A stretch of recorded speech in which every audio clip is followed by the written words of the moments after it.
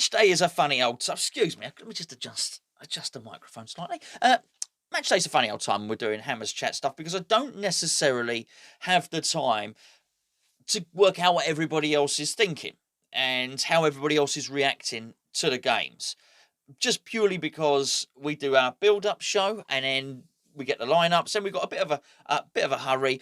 We've got a couple of videos going on during the game, and then after the game we've got another 2 videos. We jump on the review. I can't read the live chat, and then straight away we do our player ratings for the Patreon ones. By the time we'd finished for the Arsenal game, it was 1:45, and clearly I'm not going online and reading what everyone thinks 1:45. I'm falling asleep on the sofa is basically what I'm doing at that point. So it wasn't really until the Sunday that I got the full grasp of how people were making David Moyes totally responsible for the loss against Arsenal. And yeah, look, I guess a manager is totally responsible, has to bear the responsibility for any loss or any win or any draw. However, I looked at this one slightly differently. And I guess I first got the inkling when we were doing the review. And at the start of the review, Gio asked me, he said, Gonzo, what are your feelings after that game? And I said, well, I'm really annoyed. I'm really frustrated. I bet David Moyes is going to get in and read the players the riot act, and in particular for the 2 individual mistakes that I thought cost us the win. I thought 2 glaring errors in the build-up to the goal. If you've watched the video, great. If not, I thought Declan Rice was ball watching, didn't track his man, and but actually watched his man, decided not to go with him. And I thought Yarmolenko the same thing. I thought he watched his man go, didn't go with him, and I thought both things were easily rectified. And there's no way that David Moyes instructed those players to do that. They didn't follow the tactical plan. So anyway, so Gio turned around to me and he said, well, I think a lot of those players will be very, very disappointed and angry with David Moyes and read David Moyes the right act, or words to that effect. And that was the first inkling that I got. But anyway, it's just myself and Gio don't always agree on football matters. I thought that was fine. It wasn't until the Sunday when I realised actually there are a large number of fans holding David Moyes completely culpable for the loss against Arsenal and were angry with him. And I think that sort of shocked me a little bit, as I say, because I think possibly I didn't see it coming. I wasn't overly. It's a funny one. I understand the whole narrative and the whole annoyance with David Moyes not making substitutions generally, and that is a generalisation.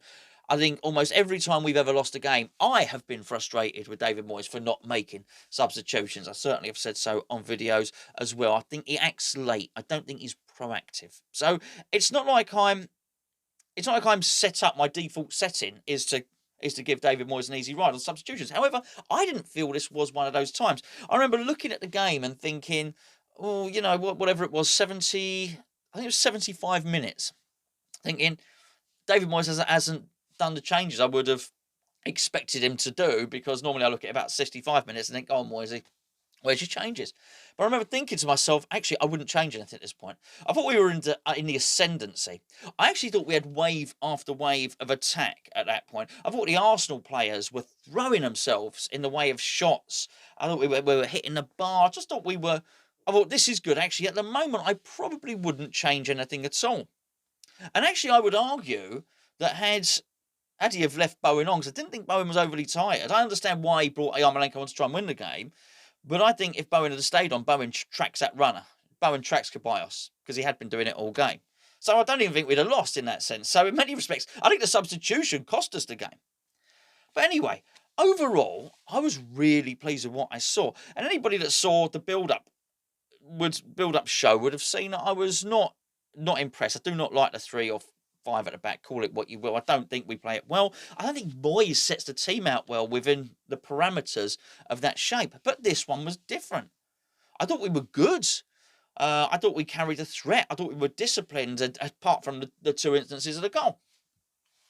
I enjoyed the game. It was much, much better than I thought. And I thought we were unlucky. I thought we were the better team. That's it, really. So I didn't carry this annoyance and this anger towards David Moyes. So it was only really got to the Sunday and I started reading some of the other comments, and David Moyes has got to go and all of this stuff. Wow, where's this come from? And I do find it a little bit odd now, because there just seems to be, and this just is modern phenomenon of we seem to have to change our manager all the time.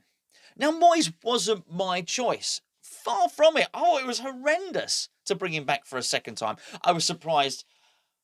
We found ourselves in a position that we had to bring him back. I thought it was a weasel move by Sullivan to have to basically have the balls to bring him back anyway. Bearing in mind he'd given him the elbow once. Oh, it was quite.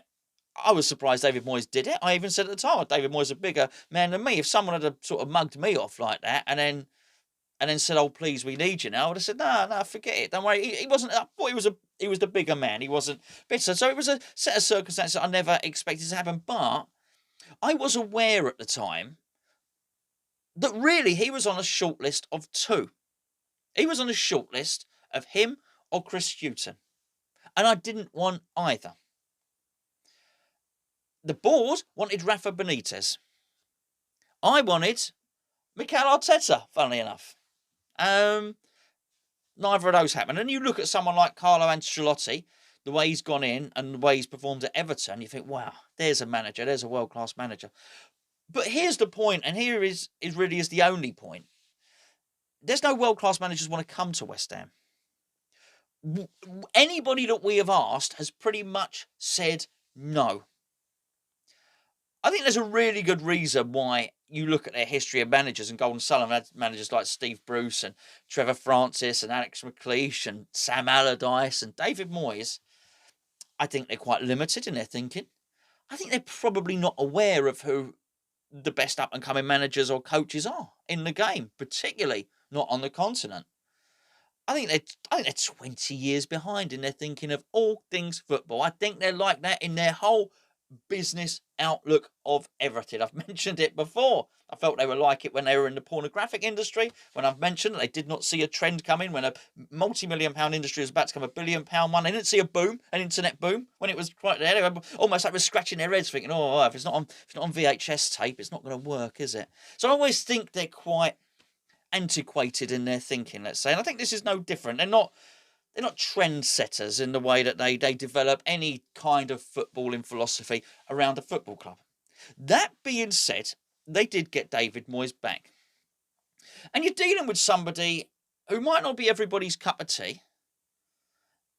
He sort of has a dour demeanour, doesn't he? And he has a reputation for playing quite dour football. And during his first stint, I was unequivocally critical of the way he played football. And in particular, the low percentage of possession and chance creations we used to get in a game. I remember there was one game me complaining that we'd only had, I think it was 23% possession, the figure sticks in my mind. There was another game where we had one shot on target all game. Now, there's reason to be critical of the manager, by the way. But by hook or by crook, he kept us up. Did I want him to stay? No. But I did think that by fulfilling that very remit, he had probably earned the chance. In terms of, if you understand that when David Moyes is speaking with David Sullivan, there's probably some kind of gentleman's agreement. It's probably David Sullivan saying to David Moyes, we're in trouble here, mate. I need you to save us. I'll give you a big bonus if you help keep us up. And David Moyes probably said something like, okay, yeah, but obviously I want the job longer term than just saving you. I would imagine there was a gentleman's agreement, a shake of the hands, or something went on whereby David Sullivan says, yeah, look, of course, but for the moment, can you just keep us up? Well, David Moyes did keep us up. Whether we liked it, the 23% possession or not many shots, whatever we liked, he converted Marko Arnautovic to a striker. He kept us up. And then he was jettisoned. Now, once again, I wasn't overly excited with the acquisition of Pellegrini. In fact, I remember saying to Gio on a video, it wouldn't even be my top 10 managers that I would bring in. But I think I was, if I'm honest, excited by the ambition. But we brought in Pellegrini. Pellegrini didn't work. The rest of the history, you know. They went back to David Moyes. Brought David Moyes in. And what then happened was something unprecedented in football, with the way that football collapsed because of COVID-19.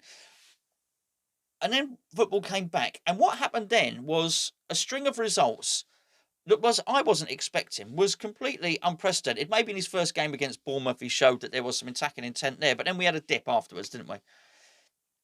But the 7 games post-lockdown, I thought was sensational. I thought we were one of the best teams in the Premier League, and we were an attacking team. We were scoring lots of goals.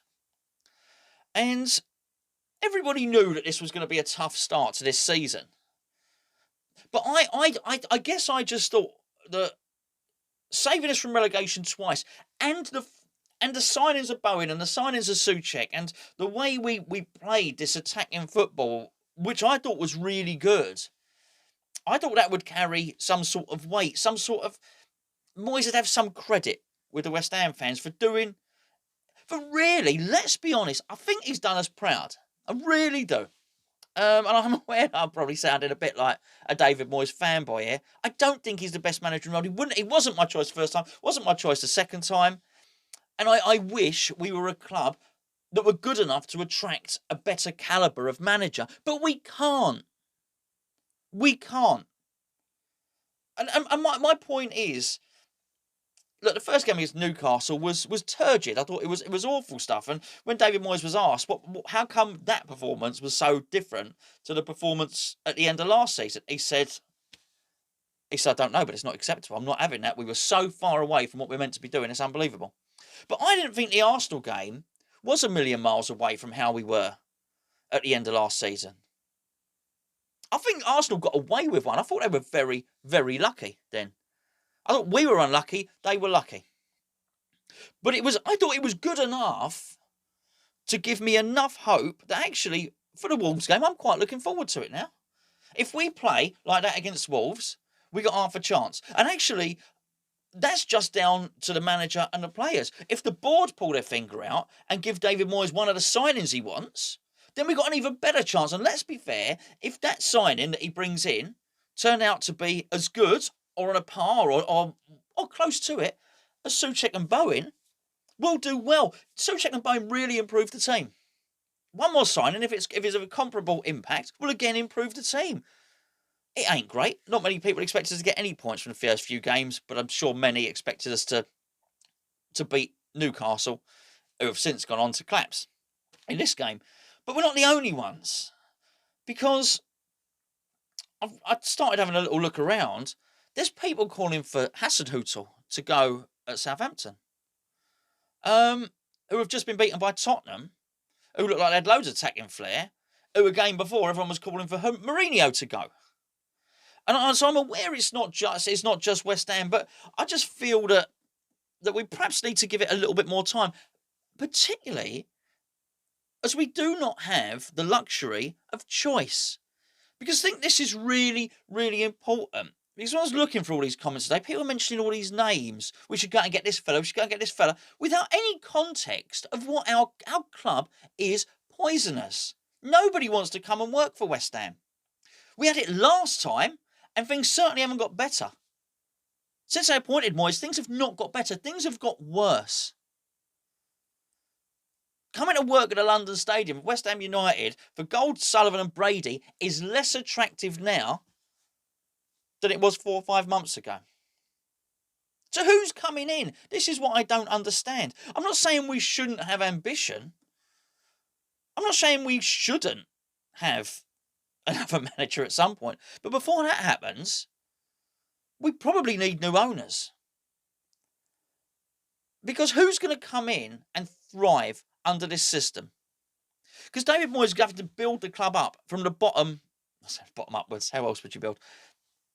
In many respects, he's almost the perfect guy for this job, because he is used to this. When he first got the job at Everton, he had next to nothing. In many respects, he was totally unsuited for the Man United job where he got it, where everything was in place for him. He's used to not having any money. He's used to operating on a shoestring. And he's used to operating without much support, although I would argue at Everton, under Bill Kenwright, he had more support than he's getting now. He's got to operate under somebody who's the chairman, who tries to act like the director of football. Who even you heard the interview when I did Barry Silkman. Even Barry Silkman turned around and he said, actually, once in a while, David Sullivan does like to buy a player and say to the manager, there you go, there's one of your players. Sam Allardyce said it on TalkSport, 3-4 weeks ago? He said, yeah, David Sullivan does like to try and buy players and stuff like that. Imagine operating under that. So I don't think this is a particularly fantastic working environment for David Moyes, and it's an environment that not many people would work under. Maybe there's some, if you look at Watford, some of the managers they've brought in, but it doesn't work out for them. This chopping, changing of managers constantly. I don't know what people think is going to happen. I don't know why, who the suggestion is to come in, who they think will accept it, and why they think that the conditions at West Ham are favourable and conducive to somebody producing a good management structure. I really don't know. And I'm aware, by the way, when I press record on this video, this video is not going to be universally popular at all. In fact, I would say there would be more people that disagree with me than agree with me. But that's not reason enough not to do the video, if you know what I mean, because I do feel quite passionate about this. I do feel that I didn't see too much wrong against Arsenal. In many respects, I saw more anger against Arsenal than I did against after the loss to Newcastle. Maybe it was because it's a second game and it's no points after 2 games, and maybe because we were so close to him. Maybe we just didn't have a chance of winning against Newcastle. We were so bad, we didn't look like contesting in defence. We didn't look like contesting in central midfield. We didn't look like contesting up front. Maybe because in this game we were close to winning the game, so it's the absolute frustration. But it does seem to have boiled down to we lost that game because Moyes got it wrong. I've got to be honest with you. I don't think that's the case. The way I looked at it, we contested that game and we did well in that game because David Moyes got it right.